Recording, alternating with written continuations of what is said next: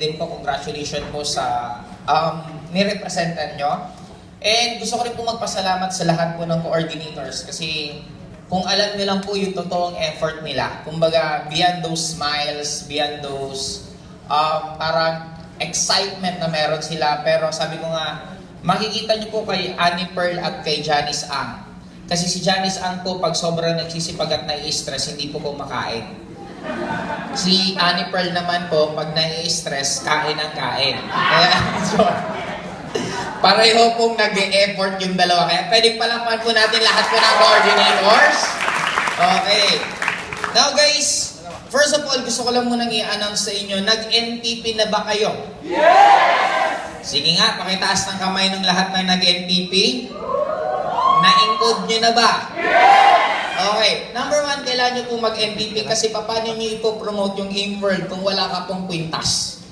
Tama? And nakaka-excite ko kasi nababranda nga po ang networking na kulto. Na-imagine ko pong lahat tayo nakakwintas at naglalakad-lakad sa mall. Isipin mo yung hindi member ng AIM Global, di ba? Tapos nakita nila, ano yun? Di ba mga makasampung taong may kwintas? Pag-family reunion kayo lahat kayo di kwintas. O di ba? Lupit. Agimat na talaga tayo. Okay. Anyway, kaya ko po sinasabi sa inyo regarding po dun sa NPP, kasi importante po lalo pagpapasok tayo sa AIM world kasi we are the pioneer. First of all, so gusto ko pong palakpan natin kasi tayo po ang naging pioneer sa ganitong program, sa ganitong sistema na ginagawa po natin at ginagaya na po tayo ng iba't ibang grupo. Pwedeng palakpan po natin yun. Sabi nga, kung hindi maganda ginagawa natin, bakit ginagaya ng lahat? Ganun lang siya simple. Okay, second is, gusto ko lang pong i-announce, dapat bilisan nyo po mag-junior. Kasi within this year po, magkakaroon po tayo ng JS Prom. Okay po ba yan?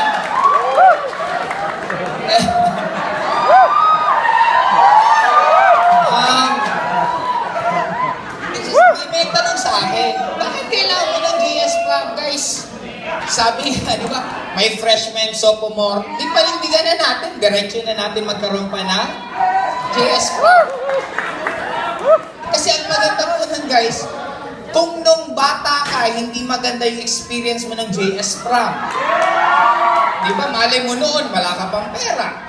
Or malay mo noon, katutungtong mo lang sa venue, sinasabihan ka ng nanay mo, umuwi ka na. At least ngayon, ikaw may control. Na sabi nga nila, age is just a number. Na-excite lang po ako sa JS Prom natin kasi na-imagine ko po dalawang genre. Dalawang klaseng kanta. Kasi syempre yung oldies, medyo may isang tabi din sila, tapos may isang tabi din. Para pareho makaka-relate. Tama po ba? And isa pa po sa project natin within this year, magkakaroon po tayo ng part 3 po ng Awaken. Pero hindi na po Awaken ang magiging title. Kaya po, sa lahat po ng pwede na naka-attend lang po ng Awaken 1, Awaken 2, sila lang po ang entitled umattend sa ganitong venue na training. We will rent one whole island. And guys, ilang araw po tayo doon.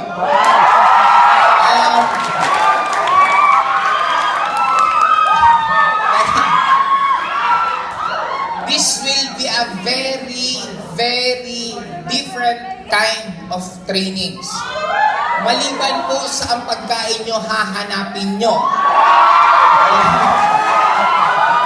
Diba? Nagtitreasurehan ka, may sinusundan kang mapa. Nakuha mo nakuha mo ulam.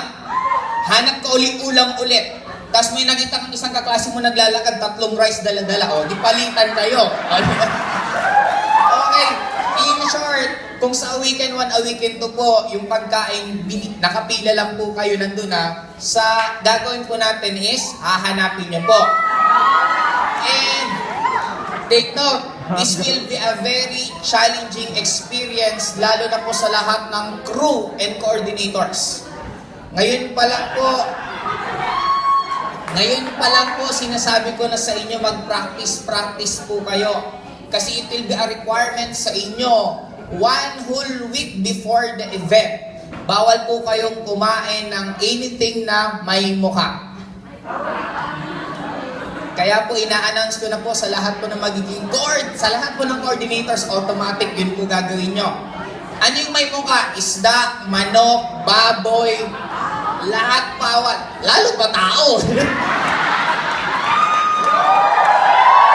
Ito talaga si Jensky eh. Okay. Now, pwede lang po kayo kumain ng fruits or vegetables for 1 whole week bago Kaya ngayon pa lang po, mag-practice na po kayo. Malalaman nyo kasi kung bakit at malalaman ko rin pag kumain kayo. Okay, kaya guys, ngayon pa lang, practicein mo na halimbawa isang araw, hindi ka kakain ng anything na may mukha. Sumunod, mga 2 days. I-try mo na, kaya naman yan. Psychological lang naman na kunwari hindi mo kaya. Okay, clear po ba tayo doon? And sa lahat po, at least alam nyo na, kung nagkaroon na po tayo ng Tour de North, Tour de South, or Tour de Philippines, next year po, we will have a tour around the world. Sa mga estudyante, mag-online, offline, magpalaki na po kayo ng grupo kahit sa ang bansa. Kung saan po may malaking grupo tayo, dun po tayo pupunta. Kaya imagine mo kung yung bababaan namin, tapos isang buong week leg mo. Di ba? Nakakabaliw yun. Kaya guys, this will be a very great preparation po sa atin. And starting my Monday, balik na po yung schedule ko 2 p.m.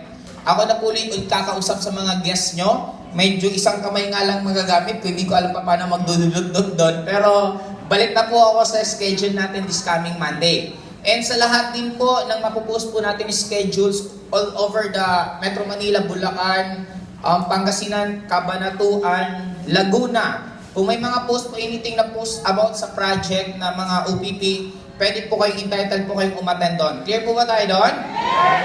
Yeah, for me guys, sobra po na-excite kasi sabi ko, padami po tayo ng padami. Baka sa susunod po ang maging venue na natin. Maganda po ba ang venue natin? Isipin nyo kung sa susunod may nag-aaharanan na po sa mga graduates. Nakaka-excite po ba yon? Yung sa mga susunod may artista or singer na po na kumakanta habang umaakyat po yung mga... Gusto nyo po ba yon? Okay guys, ako na-excite kasi sabi ko baka sa susunod po mag-AFP Theater na po tayo. Ang AFP Theater po medyo senior sa ganito, mas malaki lang po. Kaya sabi ko since palaki po tayo ng palaki, nakaka-excite po by sa susunod. Kaya para sa akin po guys, yun na lang muna. Pwedeng palakpan po natin lahat ng sarili po natin. Guys, kami po naging pioneer kami sa AIM Global Philippines. Today, we are the pioneers sa AIM World. Kaya nakaka-excite po ng sobra kasi kung nagawa po namin before na kumita ng ganitong result, what more ngayon? Yung kinikita po namin ngayon, probably kung sasabay po kayo at ibibigay nyo lahat ng dedication nyo, baka within 2 to 3 years from now, yung kinikita namin, yun na rin po ang kikitain nyo.